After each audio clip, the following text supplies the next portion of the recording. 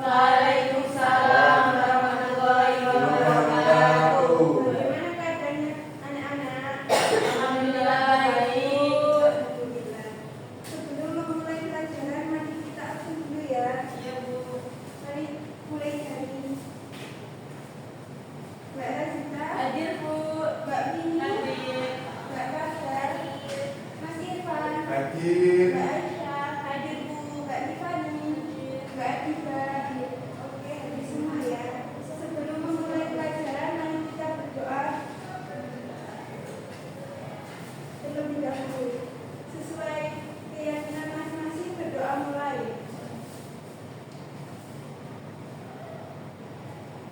Berdoa tak pernah usai. Sebelumnya kita akan mempelajari tentang pemerataan pembangunan. Hari ini kita membahas tentang materi singkat ya.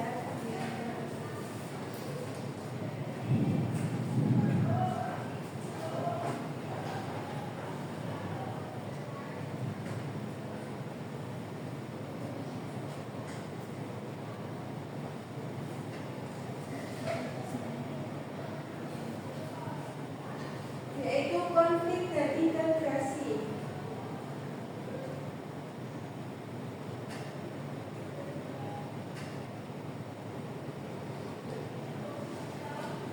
Tujuan dari pembelajaran ini yaitu siswa dapat mengidentifikasi berbagai bentuk konflik sosial yang ada di sekitar kita atau dalam kehidupan sehari-hari. Kedua yaitu peserta didik dapat menjelaskan berbagai bentuk integrasi sosial sebagai upaya dalam penyelesaian konflik tersebut. Sebelum memulai pelajaran,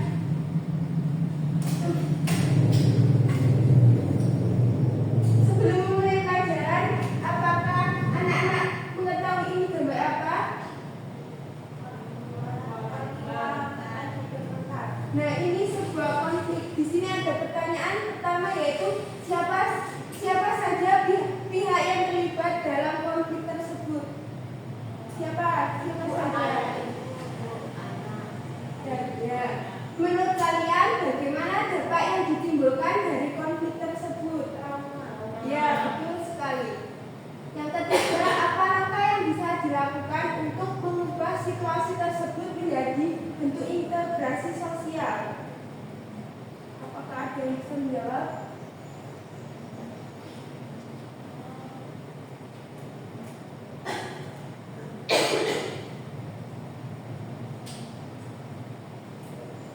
Jadi langkah yang dilakukan untuk mengubah situasi tersebut ialah adanya perdamaian atau komprehensif antara orang tua dan anak. Jadi kayak anak itu ditanya ini perasaannya gimana, kalau gimana gini, kayak perasaannya adanya ini, terus apa dampak dari kamu yang kamu rasakan adanya konflik antara ayah dan ibu gitu. Jadi orang tua itu seharusnya menurunkan ego untuk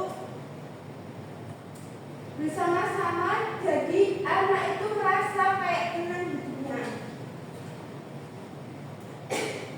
Konflik, ini ada ucapan konflik merupakan suatu perjuangan untuk memperoleh hal-hal yang langka seperti nilai, status, kekuasaan, sumber daya yang tidak dapat, yang sulit untuk didapatkan. Konflik muncul karena adanya kebenturan kepentingan antara individu lain dengan individu lainnya dan kelompok dengan kelompok lainnya.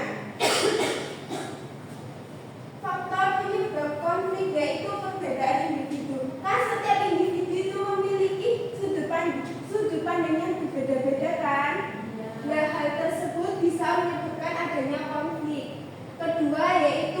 perbedaan latar belakang budaya, kayak budaya Jawa sama budaya Bugis, jelas ada perbedaan. Nah, kalau itu tidak bisa disatukan, itu bisa menjadikan konflik, kayak tidak bisa memahami satu sama lain, itu bisa menjadi penyebab adanya konflik. Ketiga yaitu adanya perbedaan kepentingan, baik kepentingan politik, ekonomi, sosial, dan budaya.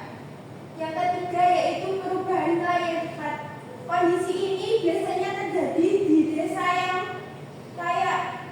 yang berubah menjadi desa industri gitu loh kan, kayak masyarakatnya belum terbiasa dengan kehidupan itu, jadi kayak ada konflik. Entah itu konflik kayak misalnya malam-malam biasanya sepi lah, adanya industri itu menjadi ramai kan, menjadi konflik. Dampak konflik itu ada dua, yaitu positif dan negatif.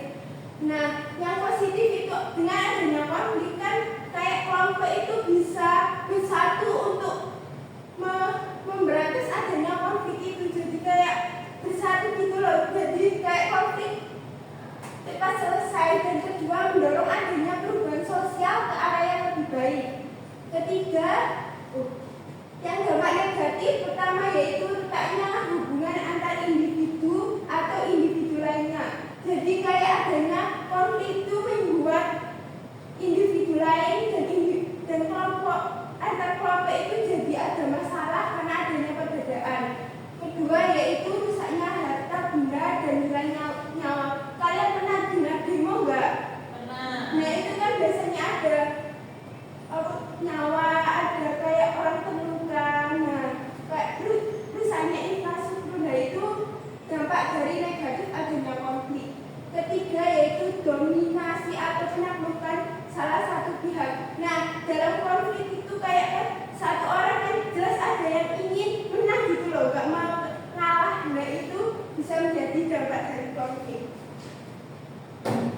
Cara penyelesaian konflik pertama menghindar. Jadi ada yang menghindar, ini tipe pertama orang dalam menyelesaikan konflik. Jadi orang itu tidak mau memperpanjang masalah, jadi kayak hindari gitu aja. Yang kedua, memaksakan kehendak.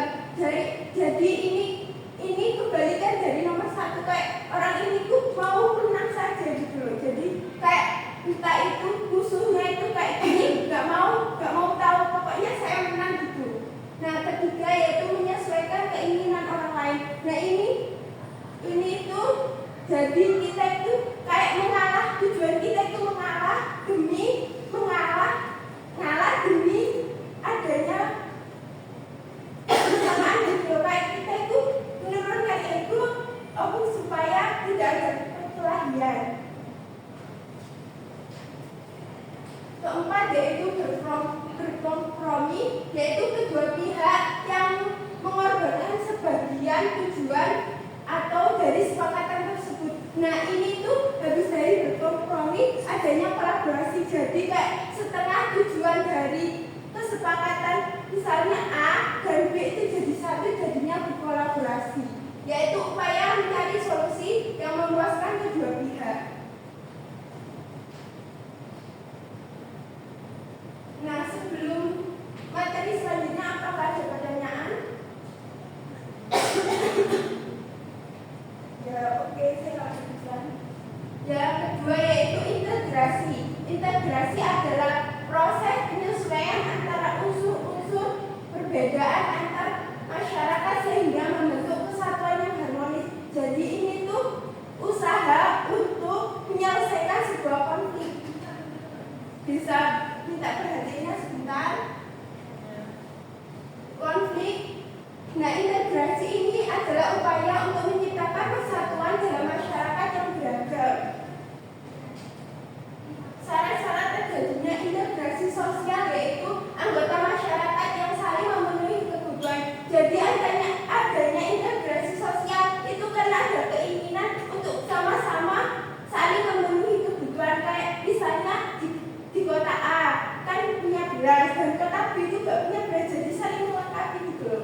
Yang kedua yaitu terciptanya kesepakatan bersama tentang nilai dan norma. Kayak di Indonesia kan ada Pancasila. Nah itu Untuk ketiga yaitu nilai dan norma tersebut berlaku cukup lama dan dijalankan secara konsisten. Ini adalah implementasi dari yang kedua. Faktor yang mempengaruhi proses integrasi yaitu pertama homogenitas kelompok masyarakat yang lebih homogen atau selaras baik dari suku, agama, bahasa itu akan mudah untuk menyelesaikan konflik. Kayak kita kan misalnya beda daerah kan kayak bahasanya kan berbeda kan kayak sulit gitu loh menyelesaikan masalah karena adanya perbedaan bahasa. Kedua yaitu besar kecilnya kelompok. Kelompok yang lebih kecil lebih cepat berintegrasi. Nah kayak misalnya kelompok besar kan biasanya kayak menyelesaikan masalahnya itu lama gitu loh. Nah adanya kelompok yang kecil itu lebih mudah untuk berintegrasi dalam menyelesaikan sebuah masalah. Ketiga yaitu mobilitas geografis. Masyarakat yang sering berpindah lebih sulit berintegrasi.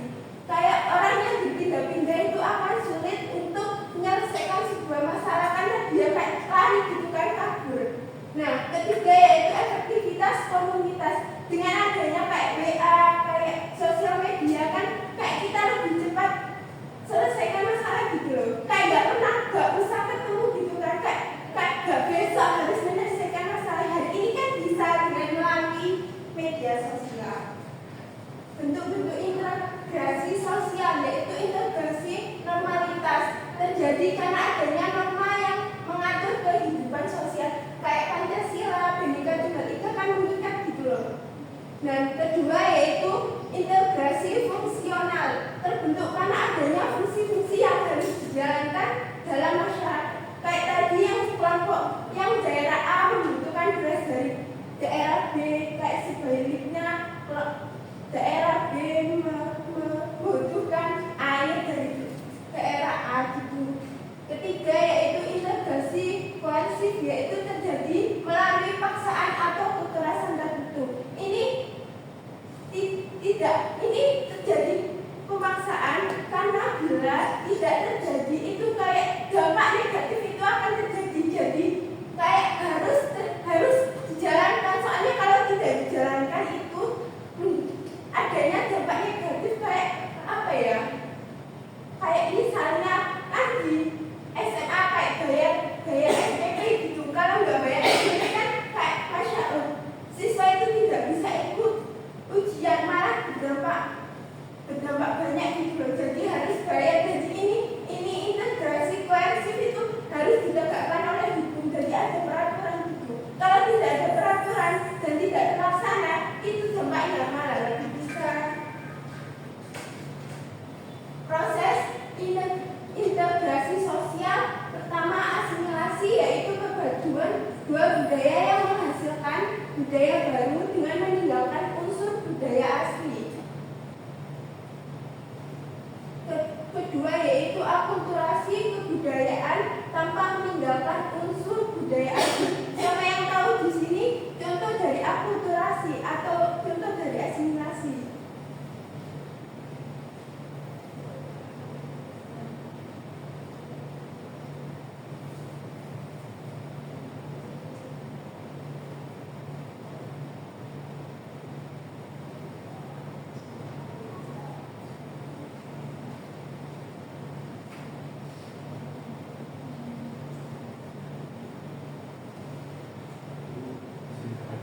Ya, silakan.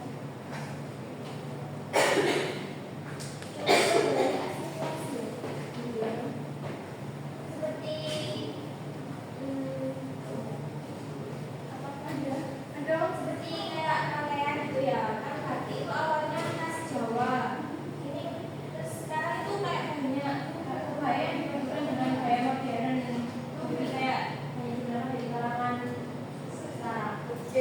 Jadi kayak asimilasi itu budaya yang bilang karena adanya budaya baru. Contohnya kayak lagu dangdut itu perpaduan dari lagu India dan lagu Melayu. Jadi kayak bilang identitas Indonesia gitu loh. Yang akulturasi itu perpaduan budaya tanpa menghilangkan unsur budaya seperti Haji di Demak. Siapa yang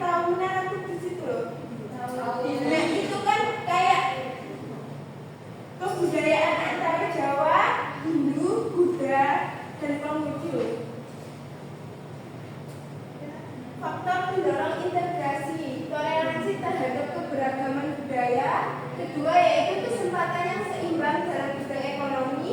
Ketiga, sikap positif terhadap kebudayaan lain. Empat, sikap terbuka dari kelompok yang berkuasa dan perkawinan campur atau amalgamasi. Ini ada silakan membentuk kelompok 2-3 orang untuk tinggal. Bacalah setiap pernyataan dalam kolom kegiatan konflik dengan cermat. Pahami situasi konflik yang terjadi dalam setiap pernyataan. Perhatikan kolom kegiatan integrasi yang berisi tentang upaya penyelesaian konflik tersebut. Cocokkan setiap kegiatan konflik dengan kegiatan integrasi yang sesuai. Contohnya A sama B, 2 sama B, dan seterusnya. Oke, paham.